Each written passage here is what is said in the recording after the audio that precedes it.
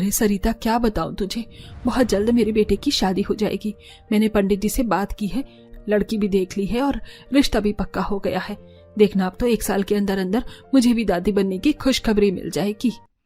ये तो बहुत अच्छी बात है बहन।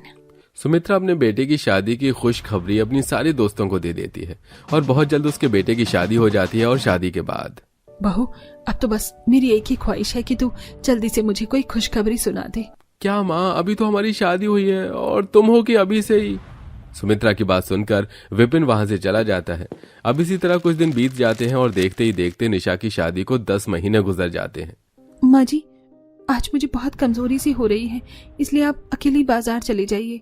बहू, तुझे कमजोरी हो रही है, कहीं कोई खुशखबरी तो नहीं है? चल, मैं तुझे डॉक्टर के पास ले चलती हूँ। सुमित्रा को जब पता चलता है कि निशा की तबीयत ठीक नहीं है तो वो जल्दी से उसे डॉक्टर के पास ले जाती है, पर वहां भी उसे सिर्फ निराशा ही याद आती है और घर जाकर सुमित्रा के सब्र का बांध टूट जाता है। बहू, तेरी शादी को 10 महीने हो गए। तेरे से बाद में जिसकी शादी हुई थी वो सारी बहुएं गर्भवती हैं। आखिर तू मुझे कब खुशखबरी देगी? माँ जी, मैं तो चाहती हूँ कि आपको ये खुशखबरी जल्द से जल्द मिल सके, पर कुछ चीज मेरे हाथ में नहीं है। मैं अच्छे से जानती हूँ बहू, ये सब एक बहाना है। आजकल की बहू को बच्चों से प्यार ही नहीं, तुम चाहती ही नहीं कि अभी तुम्हारा बच्चा हो।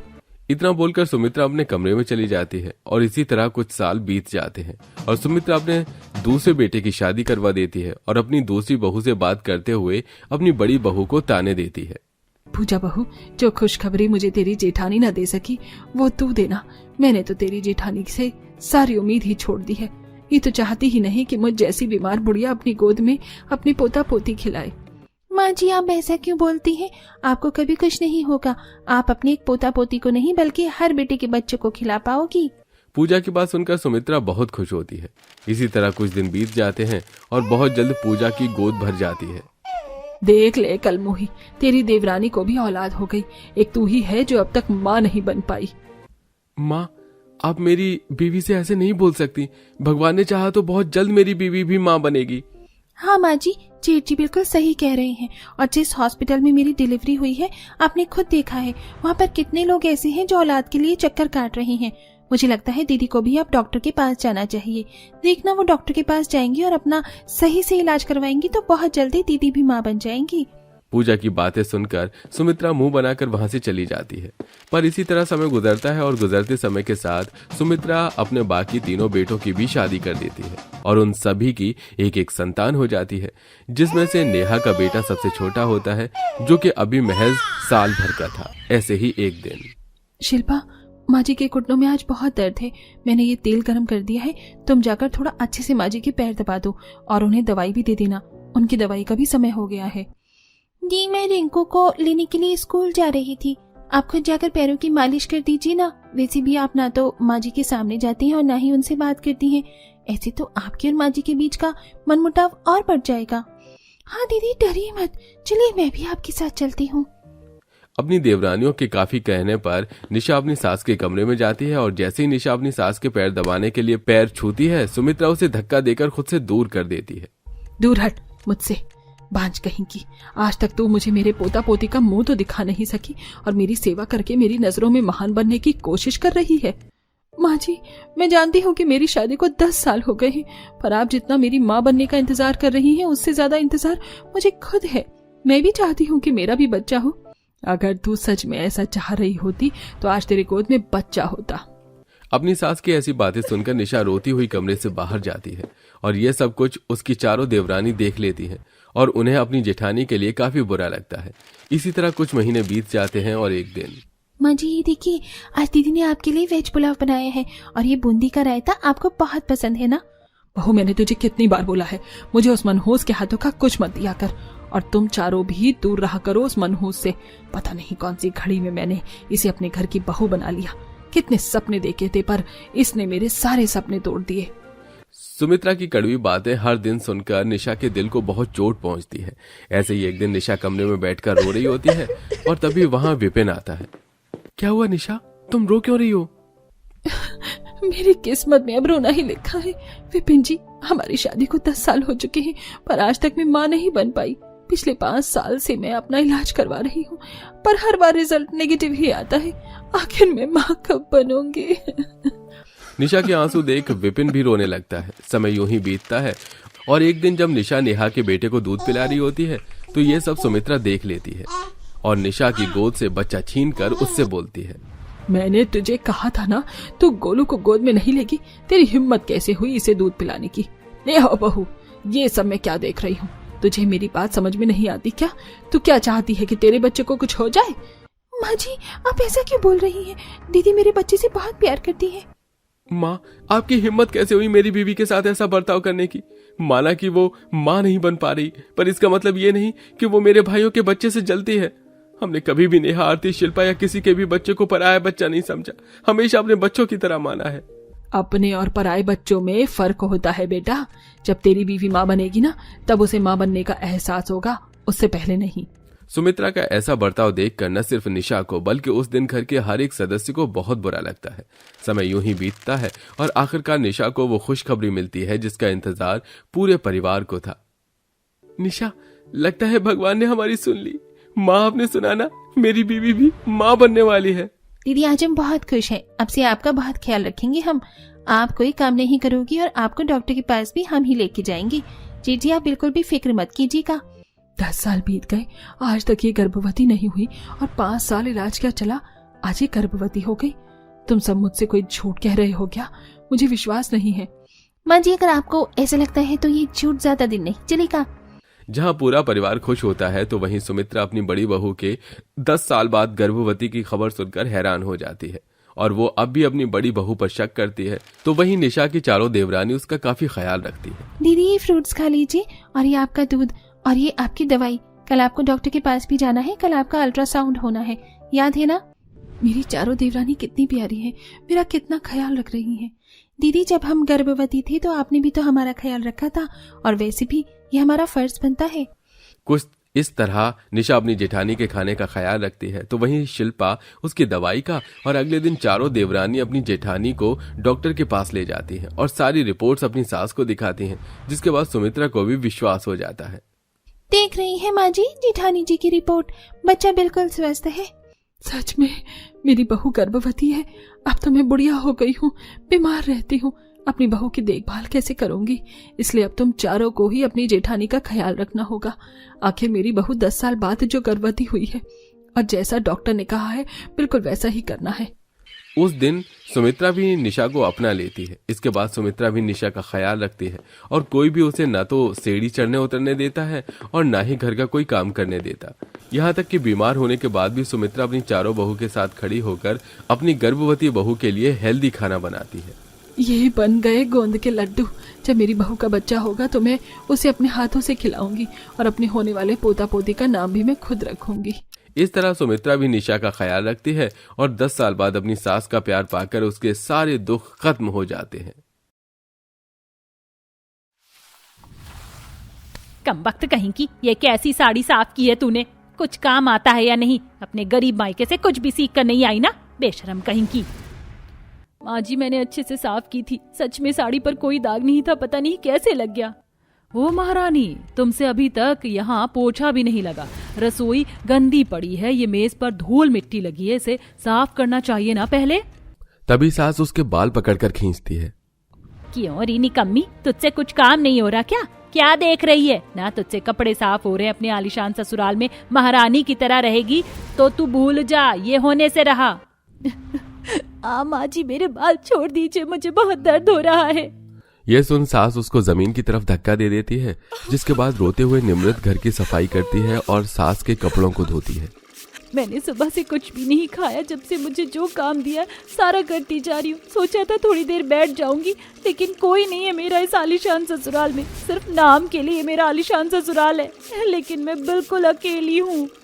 आखिर क्यों बेचारी निमृत ऐसा कह रही थी कि ससुराल में उसका कोई नहीं है?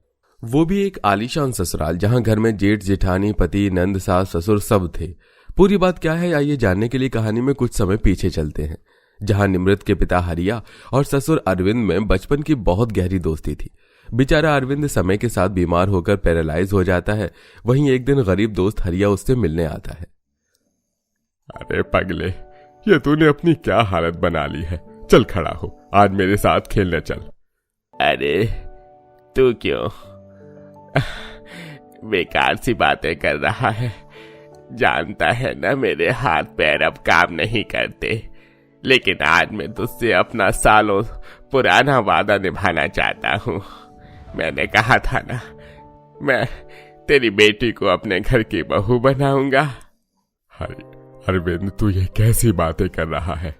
मैं एक गरीब घर से हूँ, बेटी को दहेज भी नहीं दे सकता, तो तेरे आलीशान घर में कैसे भेज दूं? देख, मैं अपना वादा नहीं तोड़ना चाहता। क्या पता आज मैं हूं कल नहीं रहूं, तो फिर सुनने में आए कि मैंने अपना वादा नहीं निभाया। और मैं तो तेरी बेटी को अपने बेटे के लिए पसंद भी करता हूं। बहुत प्यारी बच्ची है, तू बस जल्दी से शादी करवा, नहीं तो मैं तुझसे बात नहीं करूंगा। अच्छा, ठीक है। कुछ दिनों में हरिया और अरविंद के बेटा बेटी की शादी एक दूसरे से हो जाती है। गरीब निम्रत गृह प्रवेश के लिए खड़ी होती है। ससुर व्हील चेयर पर होता है।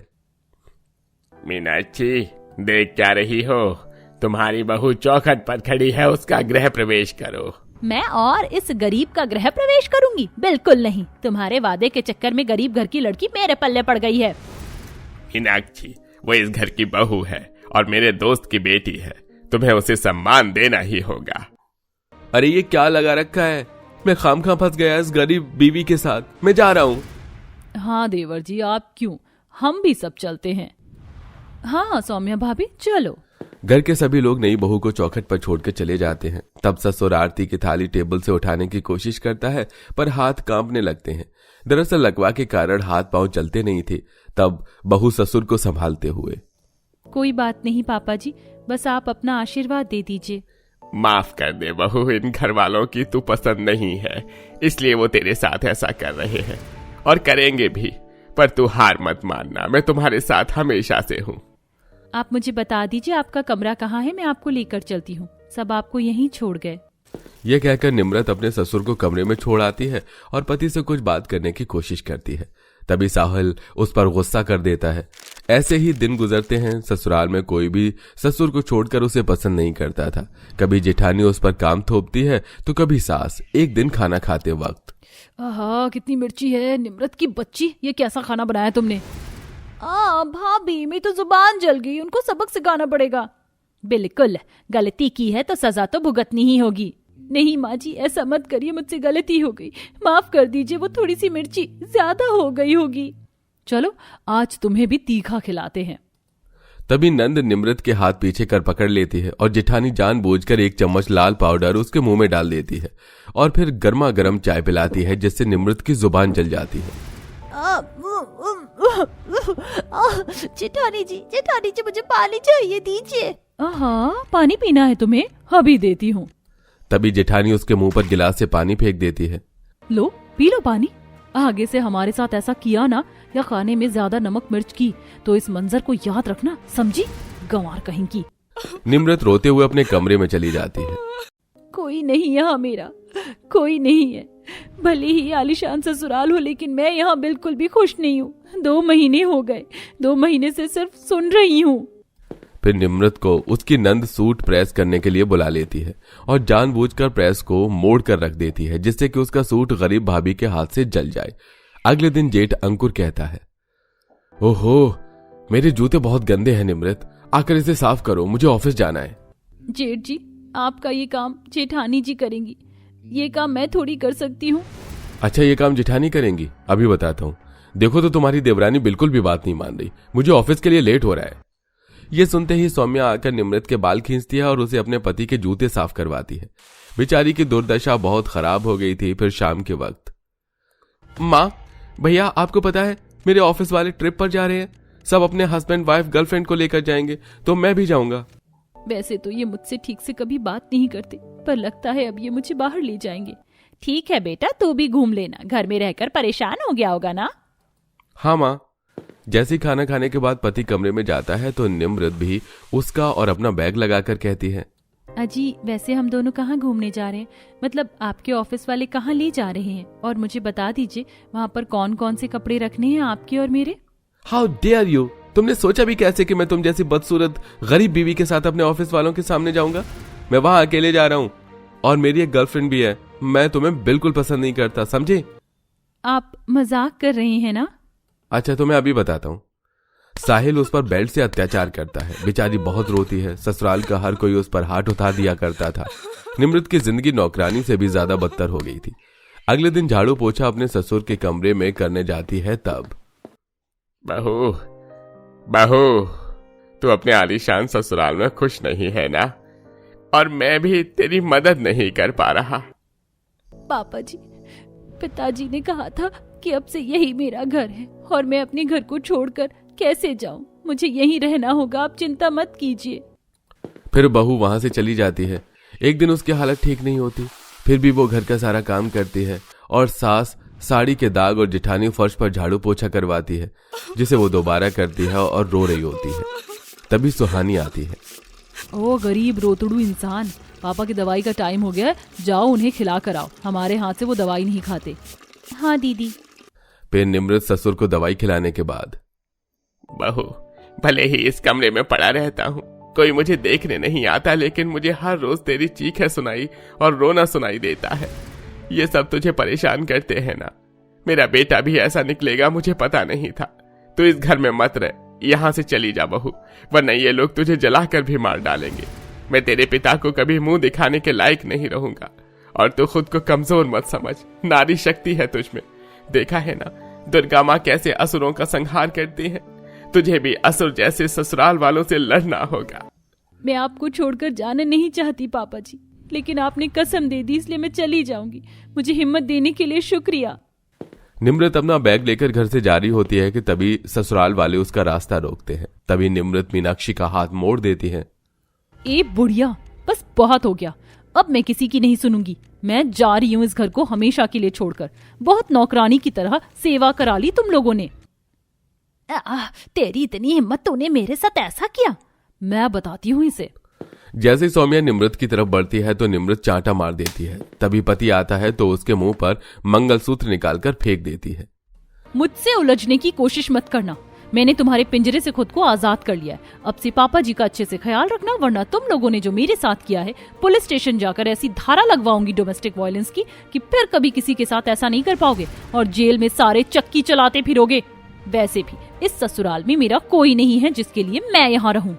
और निमृत जाहिल ससुराल वालों को हमेशा के लिए छोड़कर अपने घर आ जाती है। उसके बाद वो एक नौकरी करके अपनी जिंदगी को आगे बढ़ाती है।